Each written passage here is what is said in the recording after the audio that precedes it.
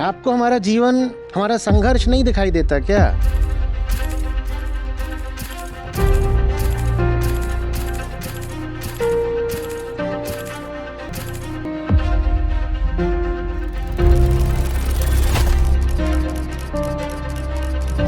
लोग आते हैं, लोगों को लगता है संस्था तो बस यही है कि लोग यहाँ बैठ करके ज्ञान बांट रहे होंगे। मैं सिर्फ तुमको वही थोड़ी सिखा रहा हूँ जो यहाँ 2 घंटे सत्रों में बोलता हूँ। ये जो पूरी संस्था है और इसका जो पूरा इंफ्रास्ट्रक्चर है, इसके पूरे जो कार्यकलाप है और इसका जो पूरा प्रबंधन है, वो मैं नहीं सिखा रहा हूँ क्या आपको? कहीं से कोई बड़ी फंडिंग नहीं, हमारे पीछे ना परंपरा की कोई ताकत, ना कोई आश्रम, ना कोई सेठ, ना कोई राजनेता। उसके बाद भी इतना बड़ा ये हमने अभियान खड़ा कर दिया। ये आप हमसे नहीं सीखोगे, या बस यही सीखोगे कि आचार्य जी तो बस गीता जानते हैं। आचार्य जी व्यवहारिक रूप से क्या कर रहे हैं वो आपको नहीं दिखाई देता। अभी न्यूज़ 24 में बीते हफ्ते रिपोर्ट छपी है कि सिर्फ 2024 में अनुमान है कि आपकी संस्था ने लगभग 10 लाख पशुओं की जान बचाई है। इतनी किताबें छप रही हैं। हम अपने आप में एक पब्लिशिंग हाउस हैं, अच्छा खासा बड़ा। ये जो ऐप आप चला रहे हो, ये ट्विटर, फेसबुक, इनके समकक्ष है। ऑडियो बुक्स आने जा रही हैं, वो ऑडिबल के समकक्ष खड़ी हो जाएगी। किताबें हैं तो जो अमेज़न की पब्लिकेशन डिवीज़न, बुक्स डिवीज़न है, उसके समकक्ष खड़े हैं। ये जो सेशन चल रहे हैं लाइव और कितने लोगों तक पहुंच रहे हैं वो अच्छे से जानते हो। तुम अपने आप में उस अर्थ में एक विश्वविद्यालय हैं। हम वीडियो कोर्सेज सॉल्यूशंस के हैं, इतने वीडियो कोर्सेज हैं। ये कोई अदर वर्ल्डली हम कार्यक्रम नहीं चला रहे हैं। हम इसी जिंदगी को गरिमा के साथ, ठसक के साथ, निर्भयता के साथ, शान और समर्पण के साथ जीने का अभियान चला रहे हैं। नमस्ते आचार्य जी, मैं रुचि दिल्ली से हूँ। कल मैं जब मूवी से आ रही थी, अकेले लगभग 11:40 का समय रहा होगा। जैसे ही मैं कैब में बैठी, मेरा सारा ध्यान था कि ड्राइवर कहीं गलत जगह ना ले जाए, मैं सुरक्षित घर पहुंच जाऊं। उस वक्त जो सारा गीता का ज्ञान था वो सब रह गया और बस मुझे अपनी सेफ्टी का कंसर्न होने लगा। मुझे उस समय ऐसा लगा कि लड़कियों को शायद ज्ञान से ज़्यादा फिज़िकल और मेंटली स्ट्रॉन्ग बनना पड़ेगा पहले, तभी ज्ञान उनकी कुछ मदद कर पाएगा। क्या ये बात सही है? मुझे इस बारे में जानना है। नहीं, जो आप सही पूछ रहे हो ये भी तो ज्ञान की ही बात है ना। ज्ञान का किसी भी स्थिति में अर्थ होता है सच क्या है, झूठ क्या है, इसका निपटारा। तो वो तो आप कैब में फंसे हुए हो, चाहे आप पिक्चर देख रहे हो, चाहे घर पहुंच गए हो, आपको तो हमेशा ही जानना पड़ेगा ना कि सच झूठ क्या है। ज्ञान तो आपको हर क्षण में चाहिए।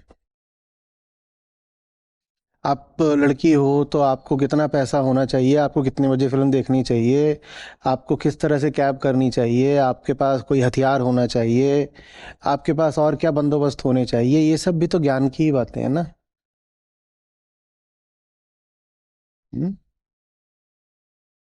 या ज्ञान का अर्थ बस ये होता है कि अहम ब्रह्मास्मि। आप संस्था से सत्र सुनती हैं तो बस मैं उसमें जितनी वेदांतिक और शास्त्रीय बातें हैं और पारमार्थिक बातें हैं, आप का उनसे ही सरोकार है। आप मुझे अभी स्क्रीन पे सुन पा रही हैं, इसके पीछे बहुत सारा तो जो इंफॉर्मेशन टेक्नोलॉजी का ज्ञान है वो लगा हुआ है ना। वो भी तो ज्ञान के ही क्षेत्र में आता है कि नहीं आता? नहीं तो बस मैं अपनी ही मेज पर बैठ करके करता रहता युद्धस्य युद्धस्व, आप तक बात कभी नहीं पहुंचती। वो सब कुछ जो आपको एक सही, आनंदित, मुक्त जीवन जीने में सहायता दे, वो ज्ञान में ही आता है। विद्या विद्या दोनों ज्ञान में ही आते हैं। मुझे सिर्फ ये पता हो कि गीता में क्या लिखा है, और मुझे ये ना पता हो कि संस्था का प्रबंधन कैसे करना है, तो आप ये सत्र नहीं सुन रहे होंगे। तो संस्था कैसे चलानी है, जिसमें सब कुछ आता है, कैसे नए लोगों को संस्था में सम्मिलित करना है, उसकी पूरी प्रक्रिया क्या होनी चाहिए, आवेदन की, फिर भर्ती की, एप्लीकेशन कैसे आएंगे, रिक्रूटमेंट कैसे होगा, वित्तीय प्रबंधन हमारा कैसे चलना है, रुपया पैसा कहाँ से कितना आएगा, कब कहाँ कितना खर्च कर सकते हैं, वो ज्ञान का हिस्सा नहीं है क्या? और अगर वो ज्ञान का हिस्सा नहीं है तो फिर ये भी जो अभी ज्ञान का चल रहा है खेल आदान प्रदान, ये कहाँ चल रहा होता?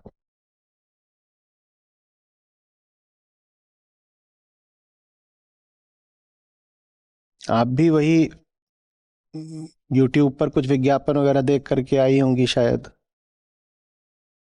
बहुत ज्ञान लगता है ये समझने के लिए कि पूरा जो प्रचार का बजट है उसको कहाँ कितनी सावधानी से कितना और कब तक खर्च करना है, वो भी ज्ञान ही है। हमने ज्ञान को बड़ी एक परालौकिक चीज बना दिया है कि ज्ञान माने आसमानों पे क्या हो रहा है वही ज्ञान है। अभी मैंने आपसे कहा कि उपनिषद साफ साफ बताते हैं विद्या और अविद्या दोनों चाहिए। और आसमानों की बात तो बाद में हो जाएगी। उपनिषद कहते हैं कि जो जमीन की बात नहीं समझता वो अगर आसमानों की बात करे तो दो चांटा लगाओ उसको।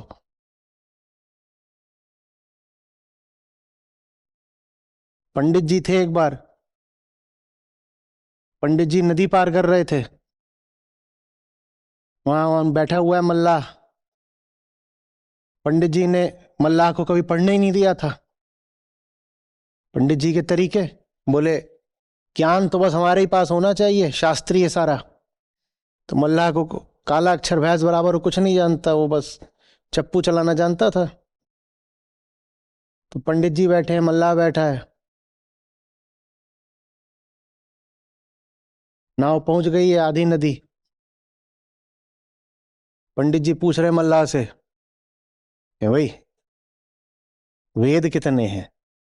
बोला, अरे महाराज का पूछ लिए, हमें क्या पता। बोले अरे मूढ़,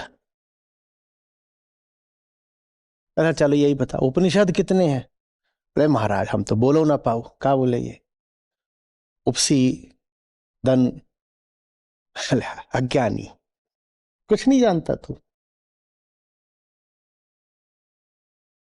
बोले पुराण जानते हो? महाराज क्या बोल रहे, पुराण हम कहाँ से जानेंगे?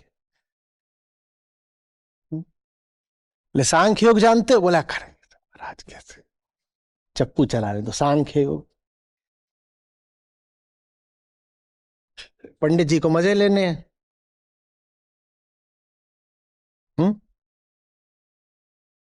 और बताओ, उत्तर मीमांसा पूर्व मीमांसा का अंतर जानते हो? अरे नहीं। अरे नरक में जाओगे, नरक में मरने के बाद। मल्ला बोला पंडित जी। बोले हाँ। बोले तैरना जानते हो? पंडित जी बोले अधम, नारकीय, असुर, दानव, पिशाच, राक्षस, मैं क्या ऊंची ऊंची बातें कर रहा हूं, उपनिषद दर्शन, और तू मुझसे पूछ रहा है कि मैं इस भौतिक भवजल में तैरना जानता हूं? नहीं जानते तैरना? तो बोले महाराज हम तो मरने के बाद नरक वरक में कब जाएंगे नहीं जाएंगे पता नहीं, पर आप अभी ही मरने वाले हो, नाव में छेद है।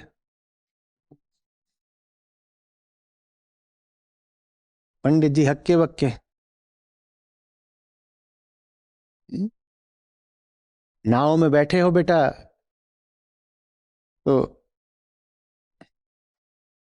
तैरना सीखो, चप्पू चलाना भी सीखो। ये कहना काम नहीं आएगा कि मैं तो महाज्ञानी हूं। वैसे ही आप अगर कैब में बैठी हैं तो लात घूंसा मुक्का चलाना सीखिए। ये कहना काम नहीं आएगा कि मैं तो गीता सत्रों में जाके ज्ञान लेती हूं। घूंसा कैसे चलाना है, गाली कैसे देनी है, मुंह कैसे तोड़ना है, ये ज्ञान भी आना चाहिए। पेपर स्प्रे रखा है, चलाना आना चाहिए। पुलिस को फोन झट से कैसे करना है, आना चाहिए। गाड़ी में बैठ रहे हो, कैब में, उसका नंबर नोट करना आना चाहिए। किसी को जोर से आवाज दे करके बताना कि हाँ इसमें बैठ गई हूं, कैब का ये नंबर है और ड्राइवर का ये नाम है, ये आना चाहिए। ड्राइवर की फोटो लेके भेज दो किसी को, ये आना चाहिए। यूं ही फोन पे बात करना शुरू कर दो, चाहे दूसरे सिरे पे कोई हो ना हो, जोर जोर से आना चाहिए। और दूसरे सिरे पर जिससे बात कर रहे हो, क्या समस्या है? अगर वो थानेदार हो, कोई समस्या है? जीजा जी थानेदार है, अभी फोन लगाया है, हाँ जीजू बैठ गई हूं, ये चला रहा है गाड़ी। भैया नाम क्या है आपका? एसएचओ साहब को बताना है भैया। और इतने में वो जो भी है मनसुख पटवारी ड्राइवर एकदम संट हो जाएगा। ये ज्ञान आना चाहिए।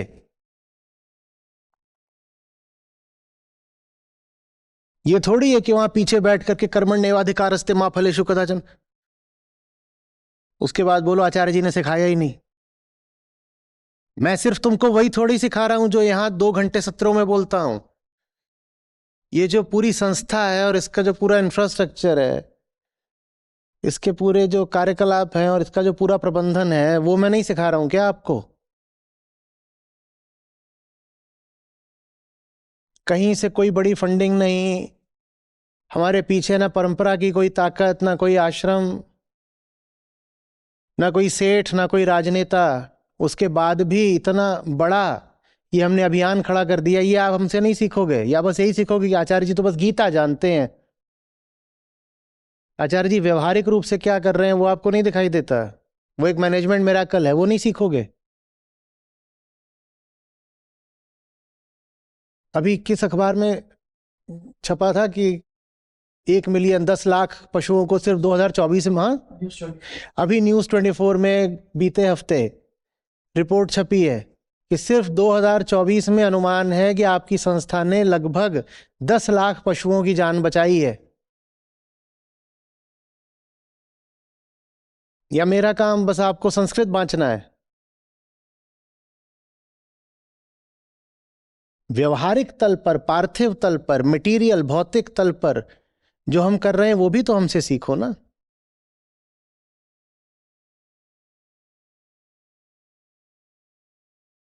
इतनी किताबें छप रही हैं, हम अपने आप में एक पब्लिशिंग हाउस हैं अच्छा खासा बड़ा। ये जो ऐप आप चला रहे हो, ये ट्विटर, फेसबुक, इनके समकक्ष है। सोचो कि आपकी संस्था कितनी चीजें हैं। ऑडियो बुक्स आने जा रही हैं, वो ऑडिबल के समकक्ष खड़ी हो जाएगी। किताबें हैं तो जो अमेजन की पब्लिकेशन डिवीजन, बुक्स डिवीजन है, उसके समकक्ष खड़े हैं। ये जो सेशन चल रहे हैं लाइव, और कितने लोगों तक पहुंच रहे हैं वो अच्छे से जानते हो। तुम अपने आप में उस अर्थ में एक विश्वविद्यालय है। ये सब ज्ञान नहीं है क्या? ये व्यवहारिक ज्ञान भी तो सीखो ना। और क्या क्या है? हम अपने आप में एक यूनिवर्सिटी हैं, हम ऑडिबल हैं, हम ट्विटर हैं, हम फेसबुक हैं, और क्या क्या है? हाँ, हम वीडियो कोर्सेज सॉल्यूशंस के हैं, इतने वीडियो कोर्सेज हैं। और वही वीडियो कोर्सेज की जो वेबसाइट्स होती हैं उनको, वो स्टैंड अलोन होती हैं। हमारे वीडियो कोर्सेज वो भी चल रहे हैं। हम एक पब्लिशिंग हाउस है, हमने कहा। और पब्लिशिंग हाउस भी हम सिर्फ यही नहीं है कि प्रिंट बुक्स आ रही हैं, उसमें ई बुक्स भी हैं। और हम एक सोशल रिफॉर्म ऑर्गेनाइजेशन भी हैं। और हम एक सोशल मीडिया ऑर्गेनाइजेशन भी हैं। और संस्था का कॉलम भी छप रहा है।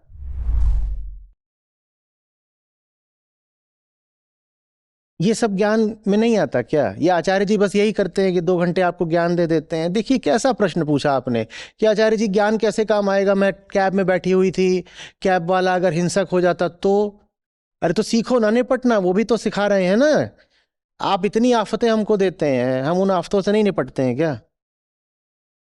आफतें हमें कोई बस बाहर की दुनिया से थोड़ी आती हैं, हमारे अपने लोग इतनी आफतें दिन रात देते हैं, हम उनसे नहीं निपटते क्या? जैसे हम आफतों से निपट रहे हैं, हमसे सीख कर आप भी जानो आफतों से कैसे निपटते हैं। और आफत बस यही नहीं होती कि सूक्ष्म है, भीतरी है, मानसिक है, स्थूल आफतें भी आती हैं, हम स्थूल आफतों से भी तो निपटते हैं। आप भी स्थूल आफतों से निपटना सीखो।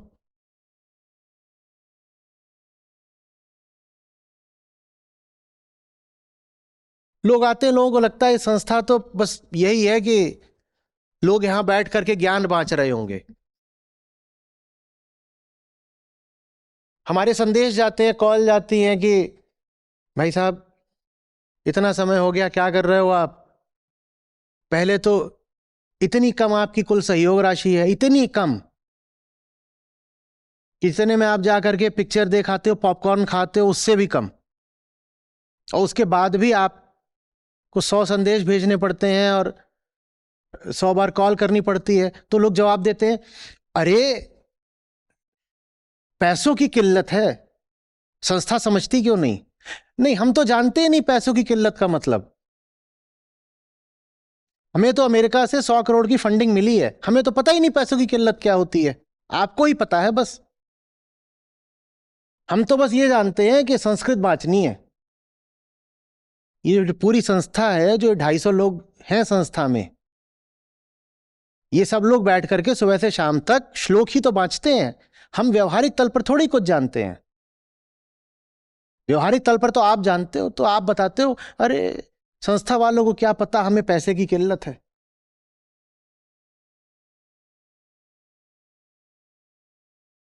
आप मुझसे कुछ नहीं सीख रहे। अगर आप मुझसे बस वो सीख रहे हो जो मैं आपको 2 घंटे सत्रों में बता रहा हूं,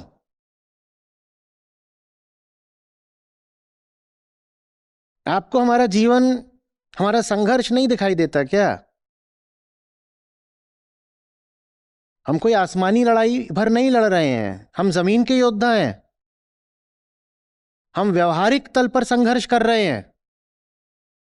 आचार्य जी ड्राइवर मेरे साथ पता नहीं क्या कर सकता था, और आचार्य जी ने कितनी बार अपनी जान जोखिम में डाली है, वो बताएं क्या? और जान जोखिम में डाल करके किस ज्ञान से उस जोखिम का सामना करा, वो मुझसे नहीं सीखोगे क्या?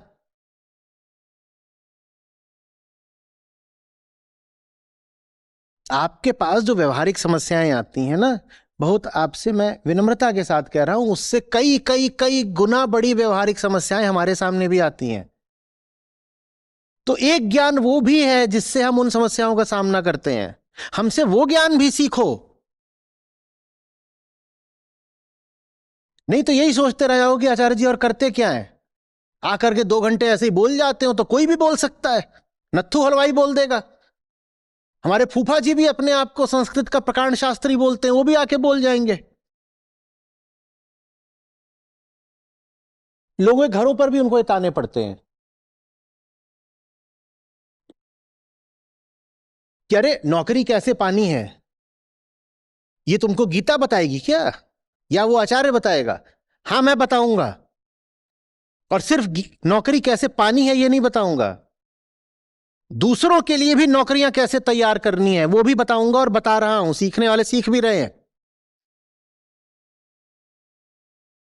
आज देश के इतने शहरों में बुक स्टॉल लग रहे हैं, मैं उनका समर्पण देख करके, उनकी सहृदयता देख करके बिल्कुल विनीत हो जाता हूं। एक बार किसी ने तस्वीर डाली अपनी यही नोएडा से, वो भाई बैठ ही गया था सड़क किनारे एक छोटे से प्लास्टिक के एक टब जैसी चीज में किताबें लेकर के। मैंने उसको देखा, मैं रो पड़ा, सचमुच रो पड़ा। मैंने कहा ये मुझे कुछ नहीं जानता, लेकिन कितना भरोसा है इसे मेरे ऊपर, और कितना बड़ा इसने अब मेरे ऊपर दायित्व रख दिया कि मैं इसका भरोसा कभी टूटने न दूं। और मैं इस बात को जैसे अभी विनम्रता से कहा, तो वैसे ही अब आपसे गौरव से भी कह सकता हूं कि हम इतने कम दामों पर लोगों तक किताबें पहुंचा पाते हैं कि ये सब बंधु हमारे जो अपना समय, अपनी जिंदगी, अपनी प्रतिष्ठा दांव पर लगाते हैं और स्टॉल पर खड़े होते हैं, 4 रुपया उनको भी बच जाए। इतने कम दामों पर लोगों तक किताब पहुंचा पाना, ये यूं ही नहीं हो रहा है। किताब इतनी सस्ती छपती नहीं है भाई। पर आप कभी सोचोगे नहीं कि आप तक इतने सस्ते में कैसे पहुंच जाती है। वो भी एक ज्ञान है कि किस तरीके से ऐसे करना कि लोगों तक इतने कम दाम में पहुंच जाए कि फिर जब वो उसको आगे वितरित करें तो कम से कम उनका खर्चा पानी कुछ निकल आए।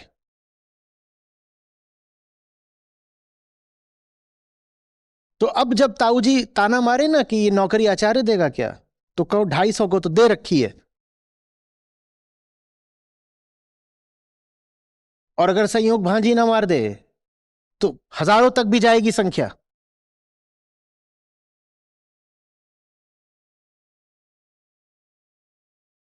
हमको लगता है तो बस वेग, नेबुलस, स्पिरिचुअल थ्योरी की बातें हो रही हैं। इसका कोई प्रैक्टिकल डायमेंशन तो होता ही नहीं है। ऐसा ही है ना, कह रहे पढ़ने लिखने पे ध्यान लगाओ, ये गीता वगैरह बुढ़ापे में देखना। हमने गीता बुढ़ापे में नहीं देखी, हमने जवानी में देखी। तो उसका नतीजा ये है कि शायद आज देश का सबसे बड़ा और सबसे शुद्ध समाज सुधार कार्यक्रम हम चला रहे हैं। पर ये बड़ा आरोप लगता है, इन लोगों को क्या पता, ये लोग तो बस बैठे हैं, डोनेशन आती है और ये लोग कुछ ग्रंथ वगैरह बांच देते हैं। नहीं साहब, व्यवहारिक जीवन भी क्या होता है और व्यवहारिक संघर्ष भी क्या होते हैं, वो भी मैं आपसे फिर कह रहा हूं विनम्रता के साथ। शायद हमें आपसे ज्यादा पता है, तो इसीलिए हमें यह भी पता है कि व्यवहारिक संघर्षों से भी कैसे जूझा जाता है, ये ज्ञान भी है। और आप चाहें तो ये ज्ञान भी हमसे ले सकते हैं, सीख सकते हैं। और ये व्यवहारिक ज्ञान भी गीता की कृपा से ही आया है। बहुत छोटी चीज है व्यवहारिक ज्ञान।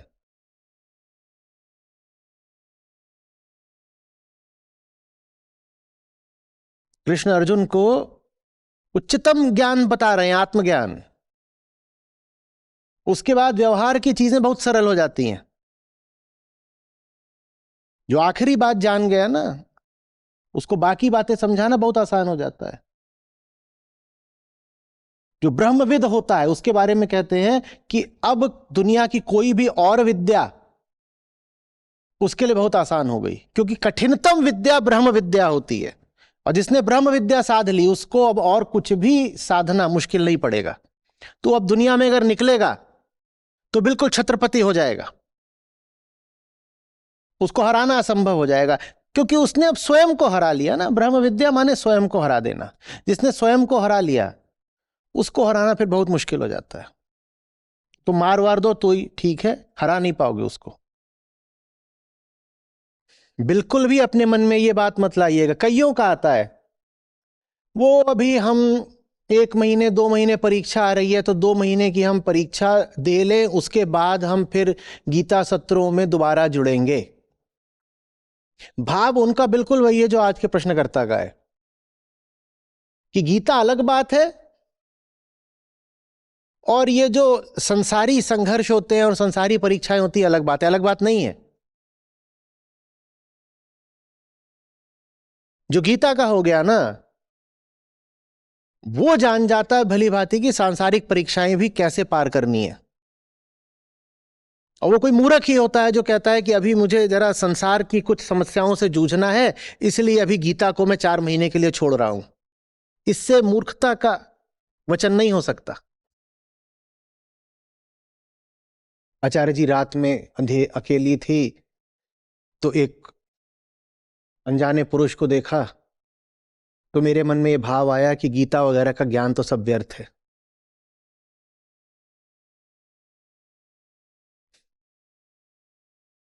क्यों? क्योंकि गीता में तो बताया ही नहीं गया है कि ऐसे पुरुष का क्या करना है। गीता में यह बताया गया है ना कि अपनी वृत्तियों से सावधान। गीता अब ये थोड़ी बताने आएगी कि चावल पका रहे हो, दाल पका रहे हो तो कुकर कितनी सीटी देगा। हाँ, गीता तुम्हें ध्यान समझा देगी, सजगता बता देगी। गीता ये भी बता देगी कि जब भीतर कामनाएं उबल रही होती हैं, अज्ञान होता है, मान्यताएं होती है, धारणाएं होती हैं, तो ध्यान बिल्कुल छितराया होता है। गीता ये भी बता देगी कि जहां नहीं डरना चाहिए वहां भी डर जाते हो। पर ये कैसी विचित्र बात होगी कि गीता में ये तो लिखा ही नहीं है कि दाल कितनी सीटी पे उतारनी थी। मैं आपका स्वागत करता हूं सबका ये समझने के लिए भी कि जहां तक अविद्या के क्षेत्र की बात है, वहां आपकी संस्था और आपके आचार्य जी क्या कर रहे हैं। विद्या वाली जो बात है वो तो आप रोज देख ही लेते हो, सत्र सुन लेते हो, परीक्षा दे लेते हो। थोड़ा अविद्या पर भी गौर करो।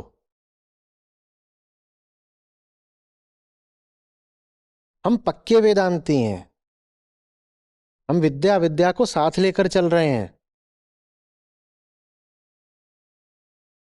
और विद्या किसी काम की नहीं अगर अविद्या के क्षेत्र में झंडे नहीं गाड़ दिए। किसी को भी कभी ऐसे कहते सुनिए ना कि स्पिरिचुअलिटी वगैरह, थ्योरी वगैरह सब ठीक है, लाइफ में प्रैक्टिकल होना चाहिए। जान जाइए कि वो आदमी कुछ नहीं समझता।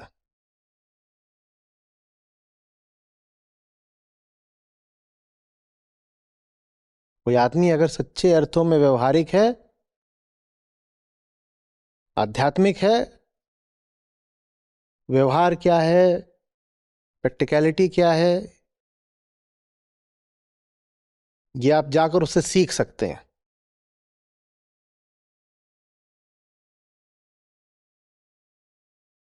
श्री कृष्ण को देखिए ना महाभारत में ही, अभी अर्जुन को गीता दी है।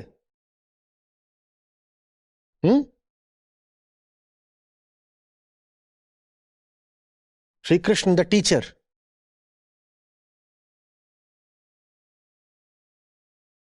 श्री कृष्ण द थ्योरेटिशियन,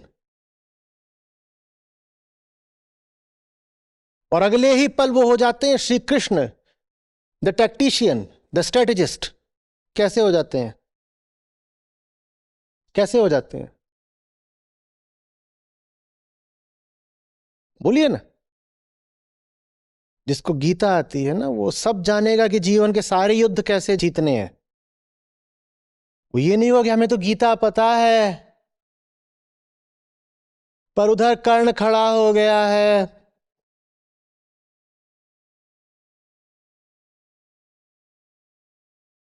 और उसके पास एक जबरदस्त शक्ति है जो अर्जुन को मारने के लिए है, तो क्या करें। श्री कृष्ण द टैक्टिशियन, रणनीतिकार, मात्र गीताकार ही नहीं रणनीतिकार भी। वो कहते हैं बुलाओ घटोत्कच को और ऐसी मार बजाओ कि कर्ण मजबूर हो जाए, जो शक्ति उसने बचा कर रखी थी अर्जुन को मारने के लिए वो घटोत्कच पर चला दे। ये देखो टैक्टिक्स। अपना ही योद्धा, अपना ही बंदा।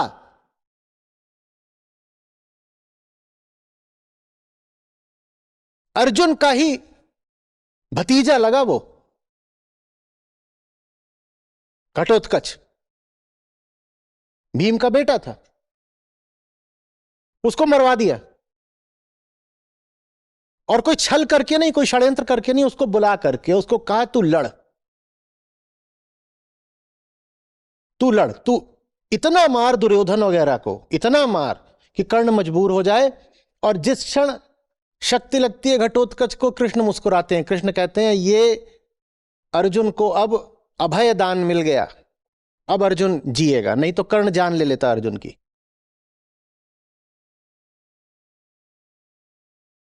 ऐसा होता है गीताकार। वो टैक्टिक्स भी जानता है, वो तरीके भी जानता है, वो जिताना भी जानता है, वो हराना भी जानता है, वो जीवन के हर युद्ध को जानता है। और आप कैसे लोग हो, लड़के हमें छेड़ गए आचार्य जी, गीता काम नहीं आई।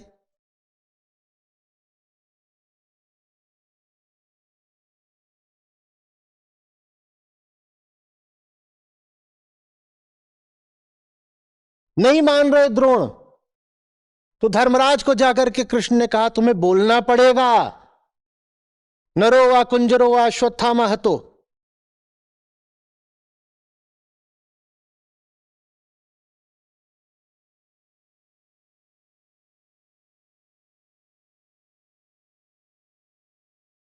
अठारह दिनों में न जाने कितनी बार एक ब्रिलियंट टैक्टिशियन की तरह कृष्ण अर्जुन का मार्गदर्शन करते हैं।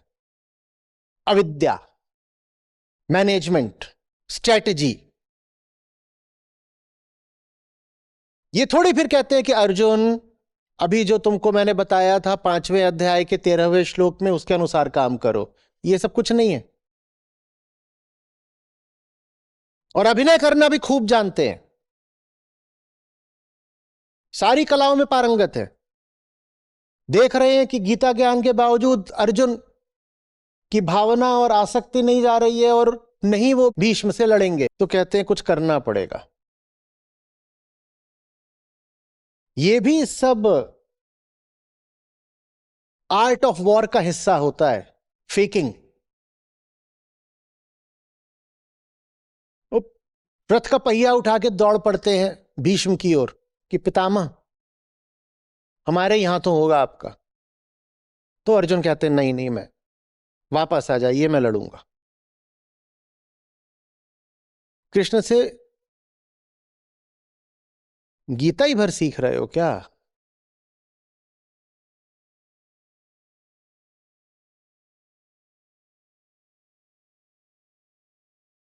और ये तो मैं सिर्फ 18 दिनों के युद्ध की बात कर रहा हूं।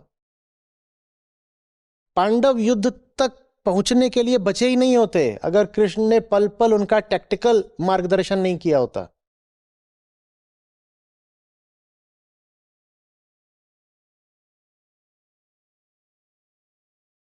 अपनी जवानी में ही पांडव किसी लाक्षागृह में नहीं तो कहीं अज्ञातवास में निपट गए होते।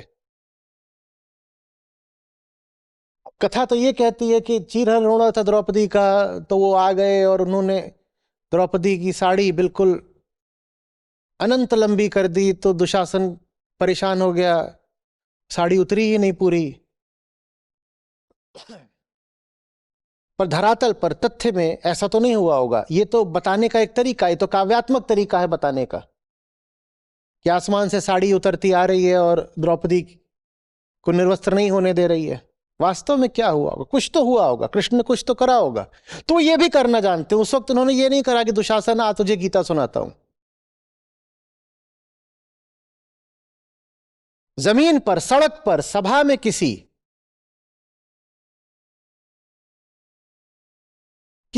महिला का अपमान हो रहा है, उसको निर्वस्त्र करा जा रहा है, तो उसको बचाना कैसे है कृष्ण ये भी जानते हैं। कोई खुली बदतमीजी कर रहा है,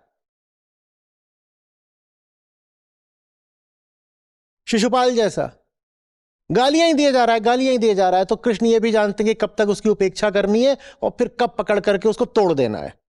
उसको गीता नहीं सुना रहे। आप ये नहीं सीखोगे क्या? ये कोई अदर वर्ल्डली हम कार्यक्रम नहीं चला रहे हैं। हम इसी जिंदगी को गरिमा के साथ, ठसक के साथ, निर्भयता के साथ, शान और समर्पण के साथ जीने का अभियान चला रहे हैं। हमें इसी जमीन पर जीना है, ज्ञान और गौरव के साथ। हम आसमानों की बातें नहीं करते हैं। पर आप लोगों का उल्टा हिसाब चलता है। आप कहते हो कि नहीं आचार्य जी तो आसमानों की बातें सिखा रहे हैं, जमीन का तो कुछ बताते नहीं। तो जमीन का तो हम फिर अपने हिसाब से देखेंगे। ये आजकल हमारा जो जमीन का कार्यक्रम है, जमीनी कार्यक्रम माने आपके दुनियावी मसले, आजकल जो हमारा जमीन का कार्यक्रम है थोड़ा फंसा हुआ है। तो आजकल हम गीता सत्र नहीं देखते हैं। पहले भोजन फिर भजन, हा हा हा, गजब लोकोक्ति सुनाई है। ये लोक संस्कृति अपनी जेब में रखी है कि पहले भोजन फिर भजन। कि अभी तो हम भोजन का जुगाड़ कर लें, उसके बाद देखेंगे गीता वगैरह करनी है कि नहीं। भोजन का जुगाड़ भी कैसे करना है ये गीता सिखाएगी।